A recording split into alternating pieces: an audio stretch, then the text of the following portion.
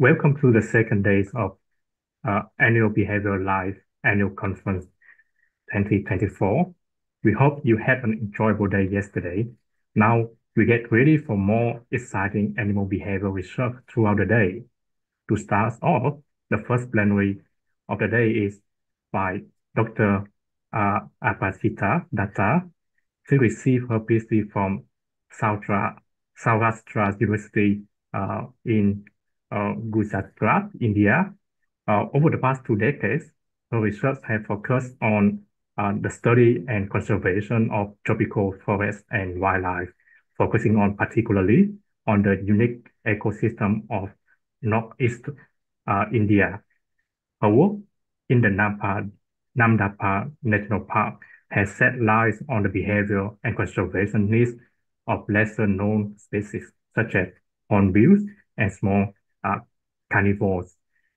And her leadership in community-based conservation initiatives have been instrumental in fostering coexistence between local community and wildlife. She has received several prestigious awards, including the Whitley Award, Women Discovery Humanity Award. Today, she's going to give a talk entitled 25 Years of Understanding Hornbills, Hope and Resilience in Indian Eastern Himalaya.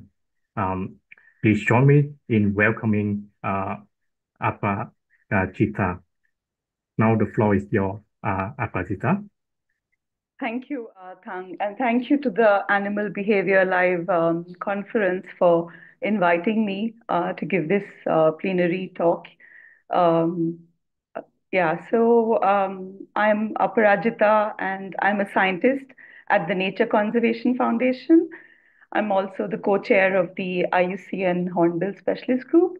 And today we've spent 20, 25 years working on hornbills in the Eastern Himalaya, the northeastern part of India. And I will just talk briefly about, I have 50 minutes, but I'll talk briefly about some aspects of our research work and findings on hornbills and also a bit about some of our conservation work with communities. So in India, we have 9 species of hornbills, of which 5 occur in the northeastern region of India. Globally, there are 62 species of hornbills in Asia and Africa, with 32 species in Asia and 30 in Africa. And some of the species that we've studied over the last 2 decades includes the great hornbill, Buceros bicornis, which occurs in 3 sort of disjunct populations in India, in the Western Ghats, in northern India, as well as in Northeast India. The great hornbill is, of course, found, in other parts of Southeast Asia too. And it's among the largest sort of tropical forest birds. Hornbills, Asian forest hornbills are very large and very conspicuous in these forests, and they are sort of like the tigers of the bird world. The other species that occurs here is the wreathed hornbill, Rhyticeros undulatus, which is found in India. It's in the northeastern part of India in some of the states. But again, it has a wider distribution in Southeast Asia globally. Um, and these pictures basically show the differences between the male and the female. And hornbills have, they're generally, the plumage is black and white, but they're very large and conspicuous, and their coloration is more in their gula pouches. They have these throat pouches, which can be sexually dimorphic in some species, like in the wreathed hornbill. And many hornbills, of course, have large casques, very prominent beaks. This is the rufous-necked hornbill, Aceros nepalensis, which is, again, vulnerable. It's found in Northeast India, and again, it is found in some of the in the Indochina region, in Thailand and Cambodia, Myanmar, and some of these other countries. The male is the one which is the rufous, head, and the one which is the female is a dark, black color. And this hornbill does not have prominent casque, but it has these markings on the beak. In fact, the markings on the beak are sort of indicative to a certain extent of the age of the bird, up to a number of years. This is a species which is found in more higher elevation forests than the other species of hornbill, which are more in the foothill and the lowland forests, in the tropical forests in northeast India. The other species is the oriental pied hornbill, which is Anthracoceros albilirostris. It is sort of least concern. It has a very widespread distribution in Southeast Asia and South Asia. It is it is relatively more common, and it is able to withstand some degree of, habitat degradation. It is found in more secondary forests and even, near urban areas in some places. The last species that occurs in the northeastern part of India is the Austin's brown hornbill, or also known as the white-throated brown hornbill. It is a very interesting species because it shows cooperative breeding behavior, where helpers from the, there are helpers at the nest which helps the adult male in feeding as well as guarding the nest uh, during the breeding season. So the region where we've worked is mainly in the, Eastern Himalayan region, which is a global biodiversity hotspot, and it's at the junction of three, biological realms, and there's a high, diversity here. As a result of that, it's very close to China and Myanmar, and this part of India has a very low human population density with extensive forest cover. And till recently, it was a relatively poorly explored region. And, even now, a lot of new species are being discovered from the region. One of the sites where we've done a lot of our work over the last 2 decades is in the Pake Tiger Reserve in Western Arunachal. In his introduction, Tang mentioned that we worked in Namdafa. Of course, we worked there too, but a large part of our hornbill work has been in the Pake Tiger Reserve, which is a tropical semi-evergreen evergreen forest, and it's among the world's northernmost tropical forests. It has very distinct seasonality, and the altitude ranges from 100 to 1,700 meters. Um, so in terms of our work and research on hornbills, we've looked at multiple aspects over these 20 years, looking at feeding and breeding ecology, looking at estimating hornbill densities from multiple sites where we work, understanding the impacts of logging and hunting on hornbills, and the effect of the effectiveness of hornbills as seed dispersers, multiple aspects on hornbills. But obviously, I can't cover a lot of all of this during this talk. So I will focus on one or two aspects related to this larger work. One of the things that we've been very interested in our program is looking at plant-animal interactions, especially seed dispersal and frugivory.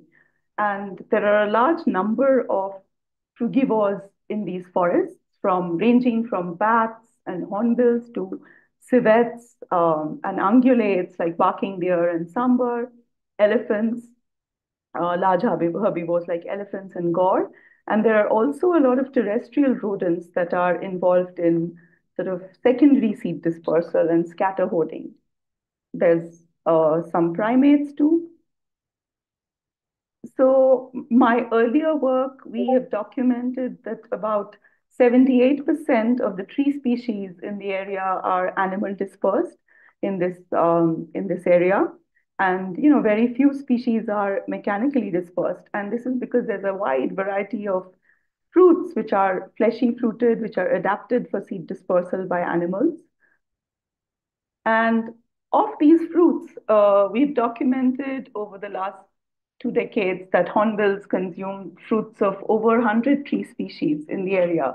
This includes figs, from ficus species. And then there's also a lot of non-fig fruits, which are essentially these lipid-rich arylate capsular fruits, as well as a lot of fleshy single-seeded drupes. And hornbills go for fruits which are, either black in color when ripe or, bicolored, red or, dark red, black fruits.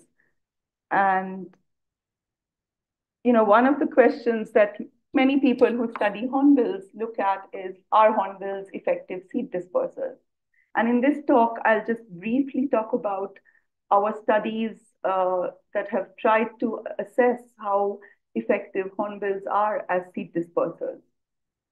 One of the important things is that, among these Asian forest hornbills, especially the large bodied species that I showed you, the great hornbill, the wreathed hornbill, and the rufous necked hornbill, which are large bodied, which are more than 2 to 3 kilos in body weight, these are the ones who are very highly dependent on fruits. 90 to 95% of the diet is of fruits. They also take in some degree of animal matter during the breeding season especially. And hornbills are very picky eaters. They will only go for the really, really ripe fruits. They test the ripeness of the fruit, on the tips of their beak, as you can see in this photograph, and they're taking out only the edible part of this dehiscent capsular fruit. This is a Miliaceae fruit. One of the things that makes hornbills good dispersers also is that in these forests, for instance, the gape size of hornbills is very wide and large compared to some of the other smaller frugivorous birds. And this graph essentially shows the relationship between the average size of fruit swallowed and the gape width of many seed dispersers. And the clump of dots that you see in the lower half of the graph are a lot of the other smaller frugivorous birds. But the three which are on the top are the ones which are the three species of hornbills, which are the larger species of hornbills. And essentially, they're able to take larger fruits. But they're also able to take the larger fruits, but their ability to sort of handle fruits allows them to take even the smaller fruits. And so hornbills are able to process fruits which a lot of other frugivores would not be able to sort of swallow. So in terms of dispersal effectiveness, one of the things that, you look at quantity and quality of seed disperser effectiveness, you measure both. And one of aspect, like I've already mentioned, is that a high percentage of the fruits in the diet of hornbills is fruits. Their large gape size enables them to consume fruits of the largest size. Seeds are also viable and undamaged because hornbills swallow the fruits whole, and then they process it in their proximal gut and they regurgitate it out, and they are undamaged. I have also tested, the germination success of seeds which are dispersed by hornbills versus the, seeds taken from fallen fruits. And we found that for many species, the germination success is high, not necessarily for all species. Hornbills also have relatively long gut retention times, and we've tested this by doing gut passage trials with multiple native fruit species that occur in the area. They also have a relatively short visitation length at parent fruiting trees, which means that they spend very little time at parent fruiting trees, which is a good indication, along with the relatively long gut retention time, that they are likely to be taking seeds away from the parent plant, which is a good thing for better seed dispersal. And our studies have also shown that the combined visitation rate of hornbills as well as fruit removal rates are very high for hornbills relative to some of the other frugivores and seed dispersers in the area. But the interesting thing is that where hornbills deposit seeds also matters. So hornbills deposit seeds in three kinds of scenarios. One is at nest trees, where hornbills sort of do more clump deposition of seeds. The other is at roost trees, where often you have hundreds of hornbills roosting in certain sites over a long period of time, and they repeatedly come back to these areas to roost, and they deposit all that they have eaten during the later part of the day around these roost sites. So there's a lot of seeds that are dispersed only in a small area. In the case of nest trees, what happens is, because hornbills have a long breeding cycle, often up to 3 to 4 months, all that the male brings to the female and the growing chick, a lot of the seeds get deposited around these nest trees. So in these scenarios, hornbills are actually depositing seeds in large numbers in a small area. In the case of perch trees, when hornbills are just foraging during the daytime, they are doing more scatter dispersal. Now, this has consequences for the seed survival and subsequent regeneration around these sites. And what I found, long back during my PhD studies was that under nest trees, while initially, there's a lot of concentrated seed rain during the breeding season from March to July, August. And initially, if you compare the regeneration in front of the cavity where all the seeds are deposited and the back of the cavity of the nest tree where there is no seed dispersal, you find that yes, hornbill food plant species the seedling densities of hornbill food plant species are indeed high. And at the back of the cavity, there is no difference, which suggests that, the seeds deposited by hornbills under nest trees are regenerating and coming up. But if you look at the next size class of, when you look at sapling densities, you find that this difference in the regeneration disappears. And this is because there's a lot of filtering, there's a lot of seed predation under nest trees because it attracts rodents, which act as both seed dispersers and often as secondary seed dispersers in some cases. So, and there is a lot of seedling mortality. And so in this scenario, it is sort of mimicking what happens under parent trees. These are, of course, restricted sites within specific sites in the entire forest, which are under the hornbill nest trees. The wreathed hornbills, one of the species that I spoke about earlier, also has this habit of roosting in large flocks in very open riverine habitat. And they sort of come away from the forest areas to roost during the night in large numbers. As you can see on that tree, there are a lot of hornbills perched there. And these are areas which are sort of unsuitable for the recruitment of hornbill food plants because these are open areas and most of the species that they eat are seeds of tree species which are more in the interior forest.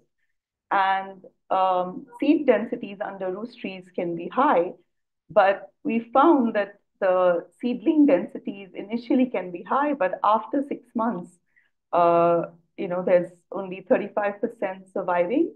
And the sapling densities, if you measure the sapling density of hornbill food plants, they are much, much lower. And you'll hardly see any trees of hornbill food plants in these kind of roost sites, which are in these open sort of riverine areas. Hornbills also do roost inside the forest.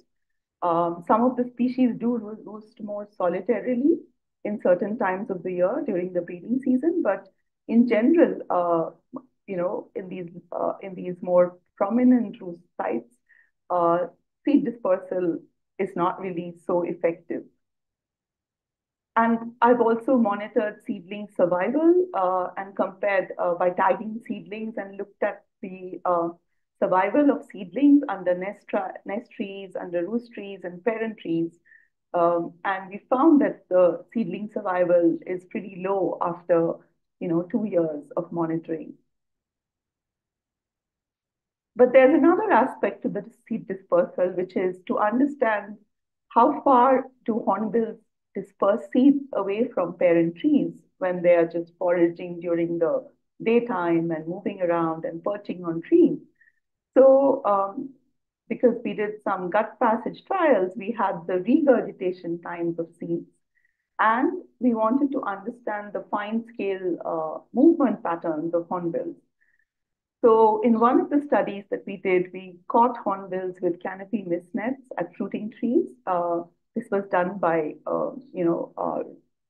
some of our team members, including, Dr. Rohit Naniwadekar, who is, pictured in this slide, who was my former PhD student.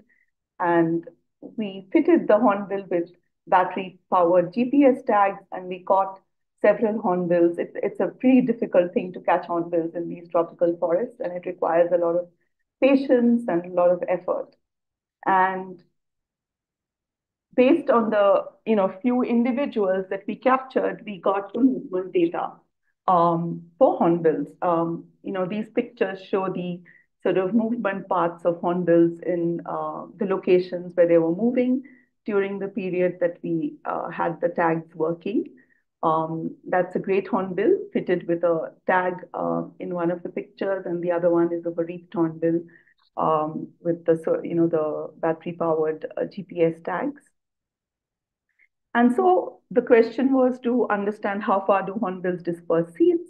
So we had the gut passage time uh, for several species of that hornbills eat, and we wanted to determine how far is it likely to go from a random start point. And so by integrating the gut passage time and the movement data, the probability of the final location can be determined. This is a routine method that many seed dispersal people use to determine dispersal distances for different species. And so this graph basically shows you the distance from the source on the x-axis and the probability of seed arrival on the y-axis. And for the great hornbill during the breeding season, we find that the median distance that seeds could be dispersed is around 290, like around 300 meters, and the maximum distance is over 2 kilometers. Whereas for the wreathed hornbill, the median distance is 1.3 kilometers, maximum distance is around 10 kilometers. So basically, the idea is that the hornbills are doing a lot of long range or long distance seed dispersal. So to summarize this aspect of our work, basically through a series of different studies that we did over a long period of time, we've you know we've reiterated or shown that hornbills are farmers of the forest. Although they do clump deposition at roost and nest trees, and even though most roost sites are unsuitable for seedling recruitment because of the high seed and seedling mortality, during the day when they are scatter dispersing seeds, they can deposit up to 600 to 11,000 seeds per day per square kilometer. This is based on another study that was done by Rohit in another field site. And with the telemetry study that we did, we've shown that they do long distance seed dispersal. But the rest of the talk, so hornbills are very important seed dispersers, so they play a very important functional role in these forests. And one of the main things that we've been doing over the last two decades is understanding about hornbill breeding and monitoring their roosting, as well as trying to estimate populations and densities in some of the sites that we've worked on. Along with breeding, we also have long-term monitoring of the climate and tree phenology, because hornbills depend so much on fruits, to understand the fruit availability patterns over long term.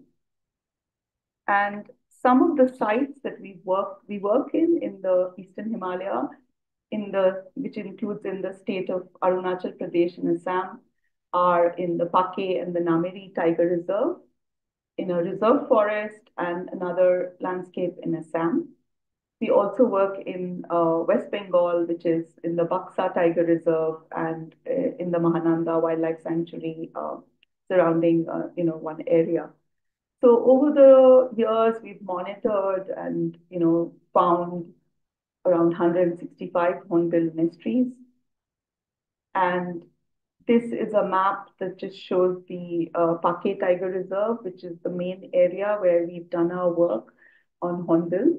And the green area is the core zone of the park where we've monitored hornbill nests for a long time, starting from 96, from 97 when I began my PhD studies, and we've continued monitoring these nests over these years. We've also started monitoring nests in the reserve forest, which I'll talk about later. So basically, we have 25 years of hornbill nest monitoring in this area of the three of the most important species that occur here in the more lowland, foothill forest. The rufous-necked hornbill is found in higher elevations, and we, have not really found nests of this in the lower areas where we've worked. So, about hornbills, I think most of you would be aware that hornbills are known to be monogamous, although that's not really been sort of tested. But there's a belief that, pairs sort of mate, and, pair for life. And the hornbill breeding season in this area starts in sort of January and February, when you'll find they'll be involved in courtship feeding. They'll be trying to look for their nest cavities, suitable nest cavities. They are secondary cavity nesters, so they don't make their own cavities. So they are dependent on cavities that are available in the area. So cavities can be a limiting resource for them. They will inspect cavities and clean them before they start nesting. And, the male, as all of you would be aware, hornbills have this unique habit of sealing the nest cavity. So the male, once the female enters the cavity, the female is usually the one to seal it from inside with her droppings.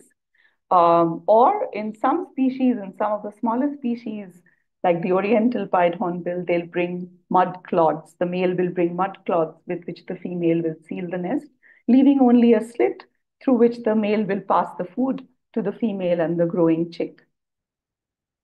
And the female has to be really coaxed to enter the hole because she is imprisoned there kind of for, in the case of the oriental pied hornbill, it's only 80 to 90 days. But in the case of the larger hornbills, it can go up to 140 days for the wreathed hornbill, 120 days average for the great hornbill. And the female is often reluctant to enter, and she'll come out and come in, and then she finally goes in, and within 2 3 days she'll lay the eggs. And the hatching, varies from 30 to 40 days. And the male during that entire period will be feeding the female and the chick. The male will bring all kinds of food material to the nest cavity, including, as you can see in this picture, this wreathed hornbill is bringing a crab to the nest cavity. And their gula pouch will be filled with food items, which they deliver one by one. And often they can carry up to, I have seen them carrying up to 200 fig fruits in their pouch. And they feed the female. The chicks, so in the larger species, usually there is only one chick that fledges, but sometimes there will be two chicks, as you can see in this rufous-necked hornbill nest cavity. There are two chicks inside, and most of the hornbills, like the large hornbills, would lay two eggs, but usually the second egg, second chick dies. But in the case of the oriental pied or the brown hornbill, you can have up to 3 4 chicks.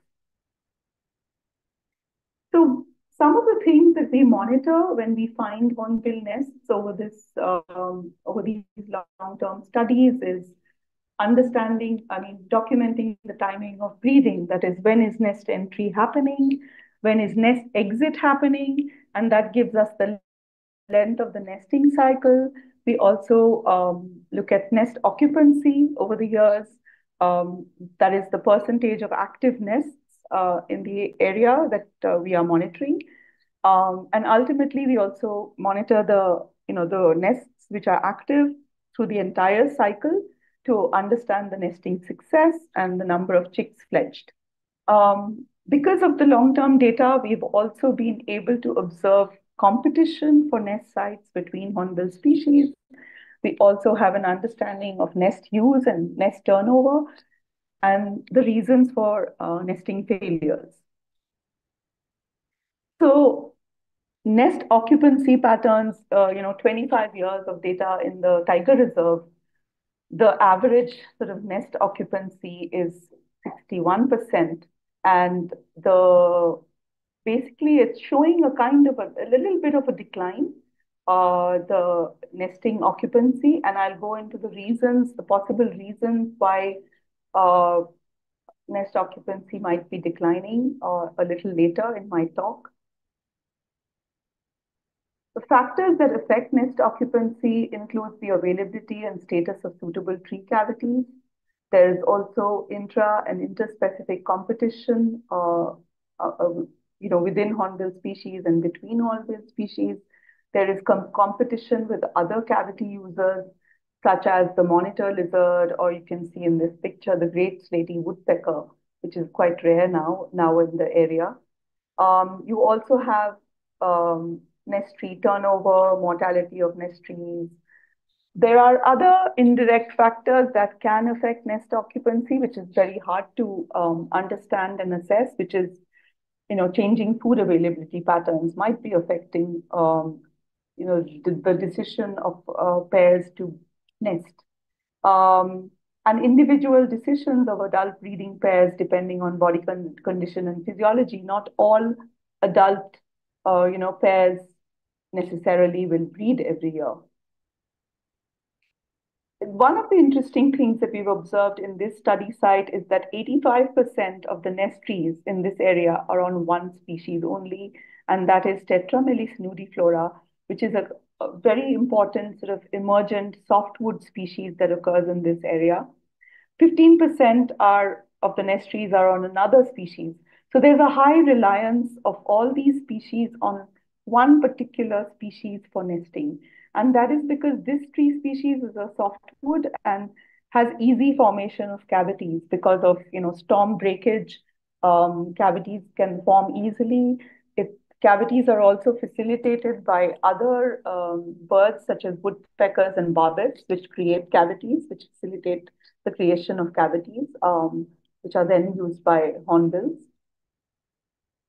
Hornbill nest cavities also have very particular shape and size. And although there is variation, but in general, over our long-term studies, we've seen that great hornbill nest cavities have a very much more elongated sort of appearance.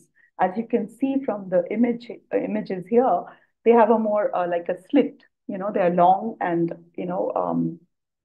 they're long, whereas the wreathed hornbill cavities are generally sort of more oval or rounded, and oriental pied hornbill cavities are more circular and round. And the great hornbill and the wreathed hornbill, although most of them do nest on the main trunk of the cavity, some nest cavities can be on the primary branches. In the case of the oriental pied hornbill, you can see that the cavity sizes, which we've measured by climbing the trees and getting the dimensions, are quite different. But at the same time, they're all relying on this one nest tree species largely in this area, which is the Tetramelis nudiflora. However, interestingly, even though there is such a size difference in these birds, and even in terms of the cavity sizes they use, we've observed quite a bit of interspecific competition, that is nest takeovers. So there's one, for instance, I'll give you an example of one nest tree which I observed, which I first found in 1998. And for the first 5 years, it was being used by a wreathed hornbill. pair. And then we observed an attempt by a great hornbill pair to take over the nest in 2004. And then they sort of chased away the wreathed hornbill pair, and nobody got to use that nest cavity for the next 2 years. And eventually, a great hornbill pair took it over in 2006 and used it for 2 years. Again, it was retaken by the wreathed hornbill, used for a number of years, again taken over by a great hornbill. So we've observed these kind of instances happening quite a bit in this area. And this particular nest tree, we've observed the nest tree for around 20 years now. And so, this is the kind of thing that happens between species, despite the size differences. So, in terms of, 62% of the nests are, taken over, and usually it's the larger size species which is taking over the nest of a smaller size species. And like I said, in some cases there are repeated takeovers, and where there is a turnover. In one case, we've seen it being used by all three species, including the oriental pied hornbill, which is a much smaller sized species. Apart from this kind of competition between hornbill species, there's hornbills have to face competition from other cavity nesting or cavity using species such as monitor lizards, then hill miners, then some nests can be taken over by bees, woodpeckers, dollar birds, red-breasted parakeets. So there are a lot of other hole nesting birds in this area, including many species of barbets and woodpeckers. Um, One of the things that concerns us is nest cavities, becoming inactive. And over the years, we've found that damage happens to nest cavities. There'll be a sunken floor, there'll be water seepage, which results in a nest being unused. Sometimes the cavity, will close and become narrow. Some cases it can become wider. In both cases, the birds will not be able to use it very well. Sometimes it's a bad perch or a broken branch that affects how easily they can, perch and feed. Um, and of course, like I mentioned, there's competition. Some nests are, just unoccupied for unknown reasons. From the outside, they look fine, but they're not occupied in some years. And not all pairs breed every year. The average number of years a nest is active is around 11 years. 5 out of the 8 nests that have been tracked greater than 20 years are still active. So some nests can be really used over a very long period of time. Um, but since 1998, 64% of the known nest trees that we had in the area are now either inactive or dead. So then it becomes a big concern in terms of trying to help uh, repair or manage, sort of the nest cavities. So one of the things that our team and I have, we've learned is canopy climbing to do nest repairs. And this was facilitated and we were trained by, a team from Thailand, from the Thailand Hornbill Foundation. Uh, we're grateful to them for teaching our team how to do canopy climbing and do nest repairs because they've really pioneered this. And this, helps hornbills reuse some of the cavities that have become inactive. So in this picture, you can see one of the nest cavities that, how it looks from inside, once you get up there and you can see inside the cavity. In this case, this picture, we're sure, the one of our team members climbed up and the cavity had narrowed. So basically with a, with a chisel and all that, and you sort of widen the cavity and then you can, make it more usable for hornbills. In some cases, we are widening. In some cases, we put in other things to sort of make the cavity of a certain dimension, which is more usable for hornbills. Because even though hornbills are large birds, they don't like to use very large cavities because it's a lot of energetic thing to, seal the cavity. So they will try to squeeze in to a cavity which is of a certain size. They don't go for really large, cavities. In another case, for instance, we had a hornbill male that had difficulty perching while feeding. If you can see in the top left-hand picture, it would try to feed and then couldn't perch properly, so it would fly and sit on the branch nearby. So along with the Thai team, our team climbed this tree and sort of put a perch so that it could more easily sit while feeding the birds.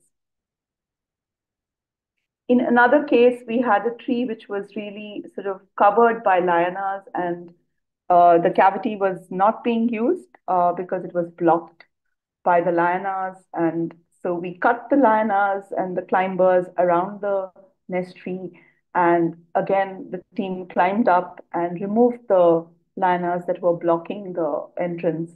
And so this nest tree was reused after it was repaired. All of these cases, basically after the repairs, hornbills have started reusing the cavities.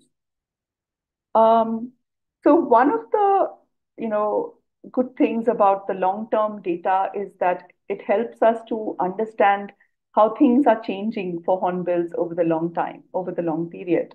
And because we have data on the climate patterns and the tree phenology patterns, we're trying to now understand how is climate change affecting hornbill nesting. And we've noticed over the long period of observations that hornbill nest entry dates are sort of fluctuating or changing. And we first noticed this so hornbill breeding season in this area starts in March. And during my PhD time, when I studied them from 97 to 2000, nesting used to be more or less in the mid-March period, right? And it can vary, of course, but the range of dates would be between the second to the third week, of March usually. But then in 2017, we first noticed that they were nesting way before, like the median. It was 29 days before the average nesting that was in the previous, sort of 16 years that we had observed. And this was really unusual. And so we were wondering what's going to be the outcome after, if they're nesting so early. But that year, even though they nested so early, the the nesting success was not affected. Then in 2018, it went back to being normal. Then in 2019, again, they were nesting early, although not as early as in 2017. But in 2019, we observed that many of the great hornbill nests failed. Um, for some reason, the nests were abandoned. Again, in 2020, nesting was normal. In 2021, we don't have data because of COVID and some other reasons, but 2022, the opposite happened. We were thinking that, oh, hornbills are now nesting early because of certain changes related to the climate, but then we found in 2022, they were really nesting very late. And again, that was because of some unusual weather patterns, because in March, when they usually start nesting, that year, many of you might recall 2022 was a year when there were like record high temperatures globally in many areas in March. And it was not conducive for them to nest at that time. And so they delayed nesting. And also, it rained in the period when they were supposed to start nesting. So they had late nesting. So, this sort of erratic pattern of nest entry dates we are observing in the last 5, 6 years, but it's not very predictable. It's not in one direction. We were thinking that they're moving towards early nesting, but again, in 2022, they nested late. This was just an example with the wreathed hornbill, but the same pattern we've seen with the great hornbill, not so much with the smaller species, the oriental pied hornbill. In terms of nest occupancy, I had already showed you a graph about a decline in nest occupancy, but this graph shows you nest occupancy together with nesting success. The red bars are the percentage of successful nests.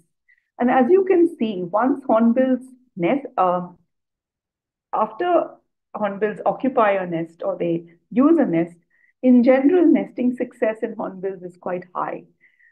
In most years, it can be around 80% of the nests are successful in the tiger reserve, which is a protected area where there are minimal threats or disturbances. But however, these arrows that the black arrows are showing that in some years, which coincides with somewhat with the periods when we've seen early nesting, and some unusual patterns of fruiting, in those years, we see a lower degree of nest occupancy, although nesting success was not really affected much, right? But in 2022, we had the lowest sort of nest occupancy and also, I think, nesting success. So there is a cause for worry in terms of how hornbills breeding might be affected. And in the Kalahari or in South Africa, there are studies that have shown in arid areas, hornbill nesting is already affected very badly in terms of even the outcomes, in terms of nesting success. In a tropical forest where, the climatic conditions are more sort of remain less extreme, I think the patterns are not yet so stark or extreme for hornbills. But we are seeing some anomalies that are happening in hornbill breeding, which includes the early initiation of nesting in some years, nesting failure in some species in one of the years, an overall decline in nest occupancy. Then we've also seen a trend in the increasing length of the nesting cycle for the great and the wreathed hornbill. Also, the late nesting that I already talked about. And only 45% nesting success in 2022 when I showed you that they did a lot of, very late nesting. This was the lowest nesting success ever in 25 years. The other thing that I don't have the time to go into the details of much of this work, but one of the things that we've observed is the fruiting patterns of bird dispersed tree species, which includes a lot of the species that hornbills eat, 21 of these tree species, where we had data from 97 to 2000, which was the time period of my earlier PhD study. And in the later years, when we've done tree phenology monitoring from 2011 to currently it's ongoing. But this pattern is for 2011 to 2019. You can see that the peak fruiting in 97 to 2000, when during my PhD study, I had noticed was in June. Between May to July, during the middle of the breeding season, was when peak fruiting occurred. But now there is a shift with the peak occurring earlier in the season. So these are just some patterns that we are seeing and we're trying to understand. And I'm not presenting it here, but we've analyzed our data, but we found that there is a trend in a decline in the fruiting of the quantum of fruiting and the intensity of fruiting for many species in the last, whatever, 10, 12 years. This is just a story to tell you about what happens, during in 2022 when I said the weather was really extreme and it caused very late nesting. One of the nest trees that we've observed since 2009, we observed, there was a big storm and a nest tree fell in the middle of the breeding season. This is the male who used to come to this nest tree. And that year, because of the late nesting, what had happened is that the female was very reluctant. Because of the weather, the female was very reluctant to enter the nest. And the first female entry was observed on 1st April.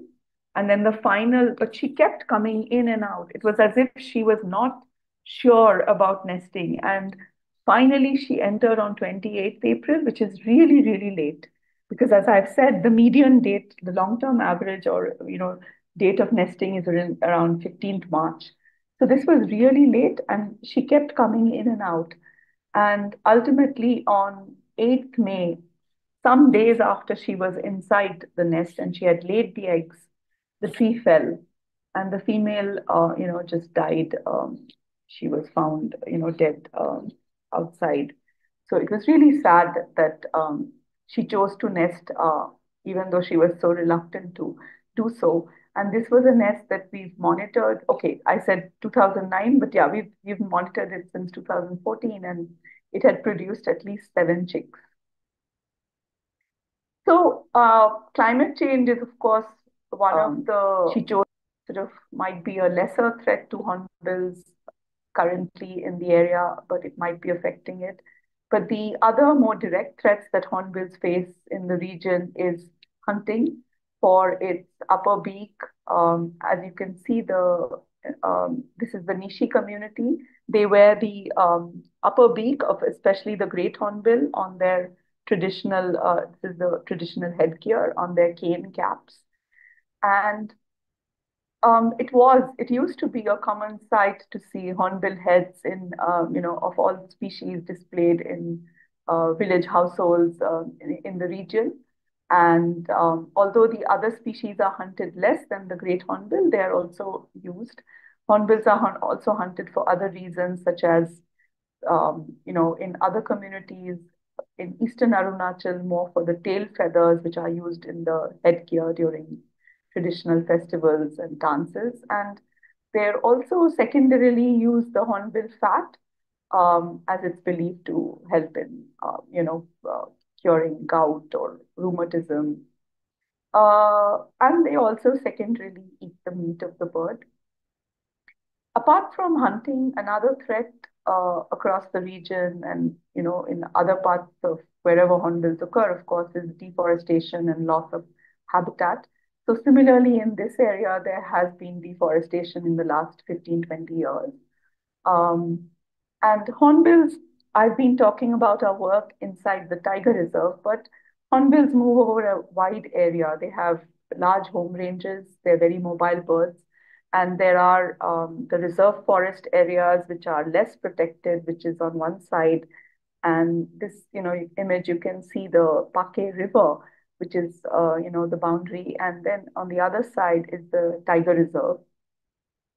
So this is a map of the area which shows you that, the tiger reserve, Pake, is 862 square kilometers, whereas the reserve forest areas are much larger. And hornbills, of course, know no boundaries and they move between these areas.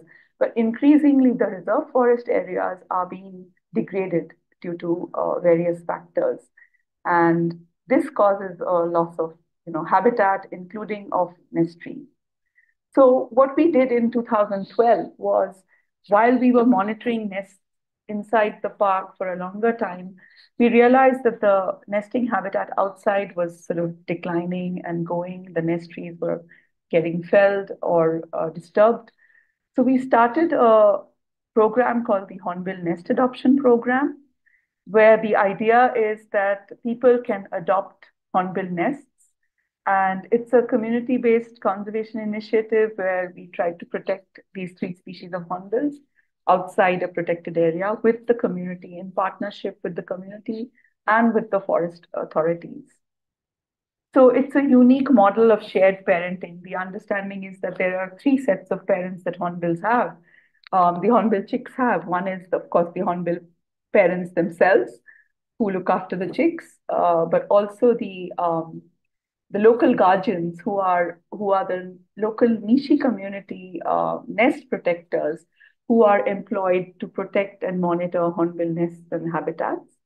And the guardians are basically people, not necessarily from far away, but urban as well as rural citizens across India who adopt the hornbill nest of a particular species, and their monetary support helps to protect the hornbill nests in these areas which are outside.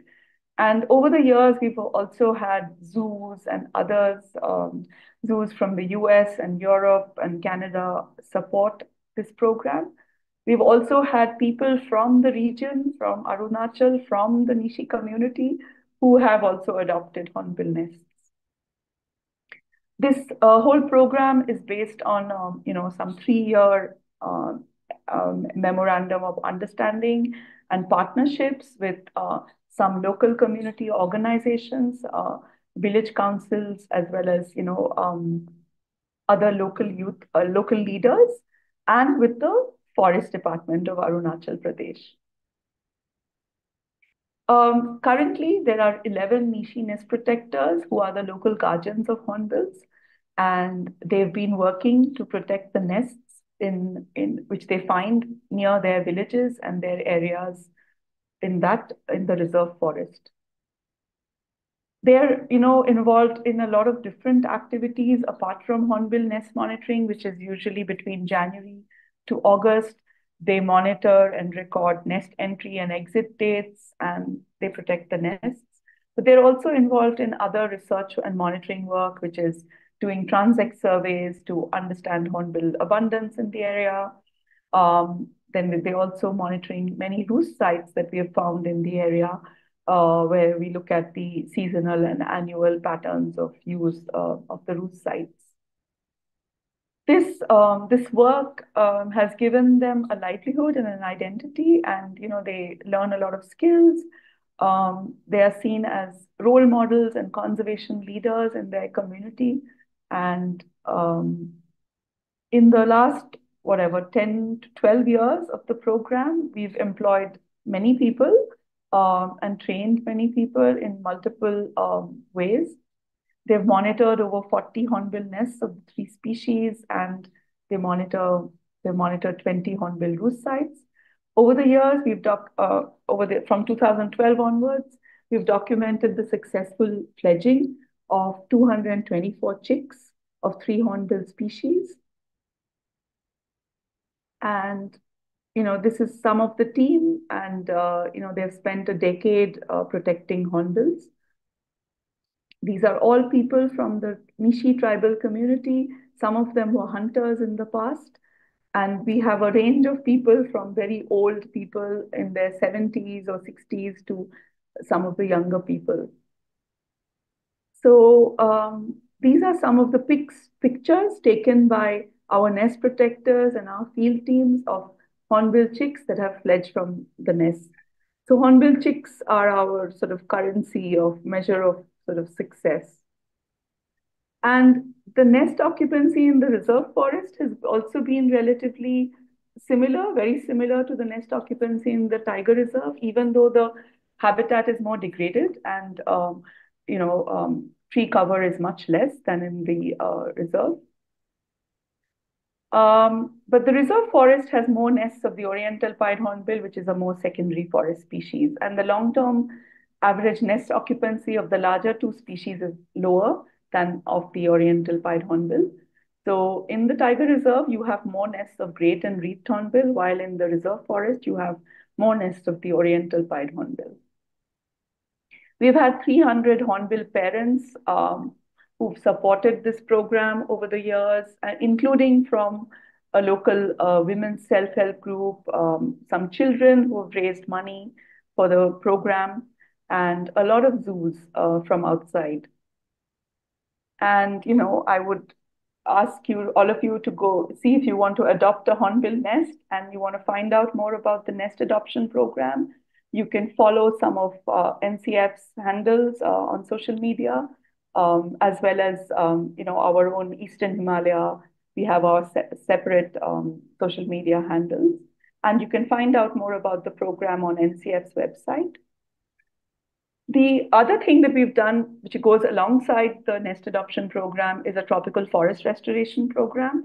which we started in 2014. We set up a native species nursery to grow native species. We have raised around 60,000 saplings of 110 species in the nursery. And we've planted modest areas, about of around 21 hectares in some degraded forest sites in Arunachal and Assam. And the survival of these sites ranges from 30 to 70% after 2, 3 years of planting. I don't have the time to go into the details. I'm just giving you Yeah. a little bit Yeah, I about it. think we Yeah, time about is over. out of Okay, time. yes. Yes. Okay, it's 50 minutes, so I'm so sorry. Okay, so one good thing is that, even though we planted some of these species in 2016, they're already bearing hornbill food plants. We have a nature education program which also works with local tribal children. And we've, started a Hornbill Festival that celebrates the role of the Nishi people in, protecting hornbills. We have a citizen science initiative that tries to record hornbill occurrences across the country. And there's a lot of other material that we produce, which is educational material. And I just wanted to say that it takes a village to study and save hornbills. It's not just me, but a whole bunch of my other team, our researchers and people from the local community, many, many researchers, volunteers, and others who've worked on in this program over many years, and a lot of people who've supported and funded this work. Thank you. Thank you for the amazing talk, Aparajita. So Okay. we only have some questions, but I think the time is up or it's over. So I think maybe we Yeah. can ask some one or two quick questions. Okay. So we have questions from David. So do any other animals disperse the seeds, or are the plants, some of the plants completely reliant on hornbill for dispersal? Oh, there are many other dispersers, definitely.